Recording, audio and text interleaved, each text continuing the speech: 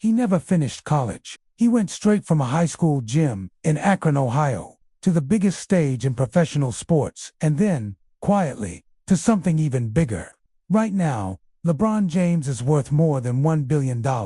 Not because he played basketball, because he understood something that almost every other athlete in history missed. This is the story of how the richest player in NBA history built an empire, deal by deal, bet by bet, while everyone was distracted watching him play. Stay until the end. The last chapter reveals the one investment move that separates LeBron from every other billionaire athlete who ever laced up sneakers. It might be the most important thing in this entire video. Stick around to the end. The final chapter on his media empire is the part nobody talks about. It might change how you think about what athletes can actually become. What city are you watching from? Write it in the comments. And if you're new here, subscribe, like, and share this video. It helps a lot more than you can imagine. The kid from nowhere. Picture this. It's 1999. A 14-year-old boy is sleeping on a friend's couch in Akron, Ohio, because his mother can't keep a stable home. No father in the picture. No money. No plan beyond survival. His name is LeBron Ramon James, and within 4 years, he will be on the cover of Sports Illustrated with the headline, "The Chosen One." Here's what most people miss about LeBron's origin story. The poverty didn't break him, it gave him a radar, a hypersensitivity to instability, to dependency, to what it means to have nothing. That radar would later tell him exactly when to walk away from a bad deal, when to demand equity instead of a check, and when to bet everything on himself. You can't learn that in business school. You either lived it or you didn't. He lived it, and he never forgot what it felt like. The contract that changed everything. It was 2003. LeBron James had not played a single minute of professional basketball. He was 18 years old. Nike handed him a check for $90 million. $90 million. Before he scored one professional point. Most teenagers would have celebrated. LeBron called a meeting. He hired a financial advisor, a marketing firm, and a team of lawyers, not to spend the money, but to understand it. While his peers were buying cars, he was reading contracts line by line, asking what equity meant, what royalties meant, what ownership meant. That question, do I own any of this, would become the defining question of his entire career outside basketball. The Nike deal was enormous, but it was still a deal where someone else owned the brand, and LeBron was the product. He signed it and immediately started planning the day he would never be just a product again. The business partner nobody saw coming in 2006. LeBron did something unusual. He called his childhood friend, Maverick Carter, a guy with no MBA, no Wall Street background, no corporate credentials, and made him his business partner. The sports world laughed. Management laughed. Sponsors raised their eyebrows. Nobody's laughing now. Together, LeBron and Maverick built LRM, a company specifically designed to give LeBron control over his own image, his own partnerships, and his own future.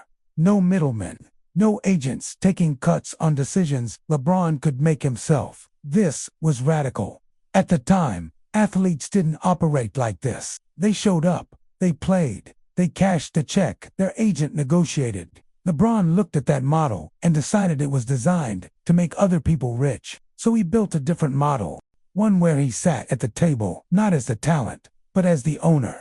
The decision nobody understood. July 8, 2010, LeBron James sat in front of a live television camera and announced he was leaving Cleveland to join the Miami Heat. The backlash was immediate, violent. Even fans burned his jersey in the streets. His childhood owner called him a coward in a public letter. Commentators declared his legacy was ruined. But here's what everyone missed while they were busy being outraged. LeBron didn't just choose a team. He negotiated his own terms in a league that had never seen a player negotiate his own terms. He structured a shorter contract so he could become a free agent again in 2 years. He retained maximum flexibility, maximum leverage, and maximum options. That's not an athlete making a basketball decision. That's a CEO managing a career like a portfolio. The sports world saw betrayal. LeBron saw a pivot. Here's what I want to know. Do you think athletes today understand money and business the way LeBron does? Or is he still the exception? Write it in the comments. I read every single one. Spring Hill and the Media Empire, 2015. LeBron and Maverick Carter launched Spring Hill Entertainment, a production company with a simple, audacious premise. LeBron would not just appear in content, he would own it. The first project was a documentary, then a movie, then a talk show, then a partnership with Warner Brothers, then a deal with Disney, then Space Jam, A New Legacy, which grossed over $160 million worldwide. $160 million from a movie, from a company LeBron built himself. By 2021, Spring Hill was valued at $750 million, not as a basketball player, not as an endorser, as a media executive and owner. Think about that for a second. $750 million in a company that didn't exist 10 years earlier, built by a guy whose primary job description is still basketball player. Michael Jordan sold shoes. LeBron built the company that sells the story.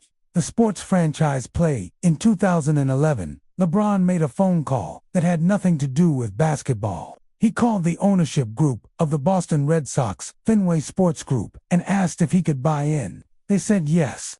LeBron became a minority owner of the Liverpool Football Club, one of the most valuable sports franchises on the planet. At the time, Liverpool was worth roughly $300 million. By 2023, Forbes valued the club at over $5 billion. LeBron's stake, which he received partly in exchange for marketing rights, multiplied in value by a factor that most hedge fund managers dream about: $5 billion. And he didn't write a check for most of it. He traded his name, his platform, and his reach, and walked away with equity in one of the most iconic sports brands in the world. That's not luck. That's understanding what you're actually worth. The school that money can't buy. 2018. LeBron James opened a public school in Akron, Ohio. He called it the I Promise School. He paid for it himself. Now, before you think this is the feel-good chapter, stay with me. Because what LeBron did with I Promise reveals something about how he thinks that no business deal can. He didn't donate to a charity. He didn't put his name on a building someone else built. He created an institution, hired the staff, designed the curriculum, and made sure the kids got free bikes, free food, and guaranteed college tuition through the LeBron James Family Foundation. This is the part that nobody talks about in the business breakdowns. LeBron understands that wealth without community is just a number, and communities that produce wealth require investment, real, structural, unglamorous investment. The richest NBA player in history chose to spend some of that wealth on the neighborhood that made him. Not for optics, because he genuinely remembered what the couch felt like. The billion-dollar milestone, June 2022. Forbes published its annual billionaires list. LeBron James appeared on it for the first time, with a net worth officially crossing $1 billion. He became the first active NBA player in history to reach that milestone while still playing the game. $1 billion. That's enough to buy every seat in an NBA arena twice and still have money left for courtside. But here's the part that actually matters. According to Forbes, only about $330 million of that billion came from his basketball salary. The rest, more than $650 million, came from his businesses, his media company, his investments, and his equity stakes. He built more wealth off the court than on it. In a sport where he's considered one of the two greatest players who ever lived, most people spend their whole career chasing what LeBron built as a side project. The blueprint. Here's what LeBron understood that almost every other athlete before him missed. Endorsements are rent. Equity is ownership.